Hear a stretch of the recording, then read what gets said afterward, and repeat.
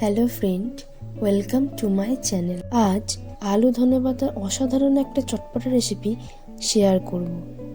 ভিডিওটি যদি ভালো লাগে তাহলে ভিডিওটি লাইক এবং শেয়ার করবেন এবং চ্যানেলটিকে সাবস্ক্রাইব করে পাশে থাকা বেল আইকনটি প্রেস করবেন।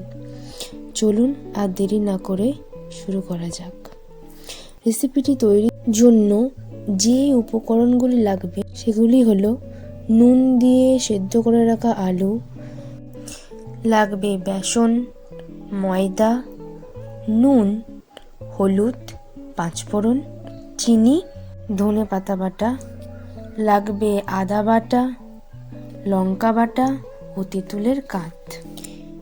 এবার প্রথমেই সেদ্ধ করে রাখা আলুর পিসগুলোতে হলুদ, পরিমাণ মতো ময়দা, পরিমাণ মতো বেসন দিয়ে প্রথমে ভালো করে একটু মেখে নিতে হবে।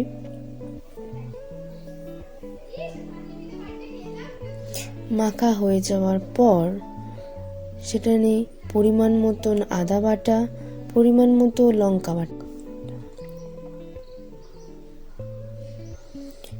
হলুদ, সামান্য একটু জল দিয়ে ভালো করে মেখে নিতে হবে। এবার মাখা হয়ে গেছে। এরপর কড়াই গরম হয়ে এলে কড়াইয়ের মধ্যে কিছুটা পরিমাণ তেল দিয়ে তেলটা গরম হওয়ার জন্য অপেক্ষা করতে হবে। এরপর তেলটা গরম হয়ে এলে তার মধ্যে পাঁচফোড়ন দিতে হবে। পাঁচফোড়ন হালকা লাল হয়ে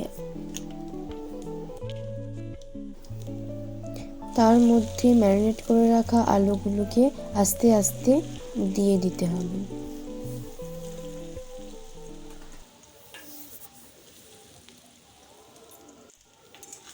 এরপর এগুলিকে ভালোভাবে ভেজে নিতে হবে।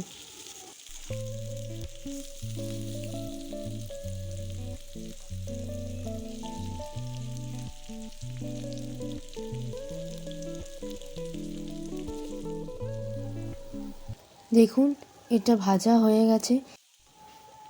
এরপর এর মধ্যে সামান্য একটু নুন দিয়ে দিতে হবে, কারণ আলুগুলো সেদ্ধ করার সময় নুন দিয়ে সেদ্ধ করা হয়েছিল। এরপর একটু নাড়াচাড়া করে নিতে হবে ভালোভাবে। এরপর এতে ধনেপাতা বাটা দিয়ে ভালোভাবে মিক্স করে নিতে হবে।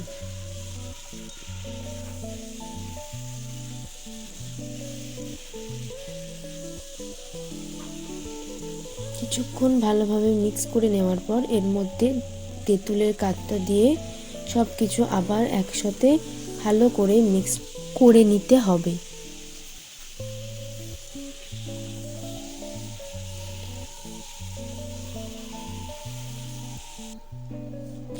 লাস্টে হালকা একটু পরিমাণ মতো চিনি দিতে হবে।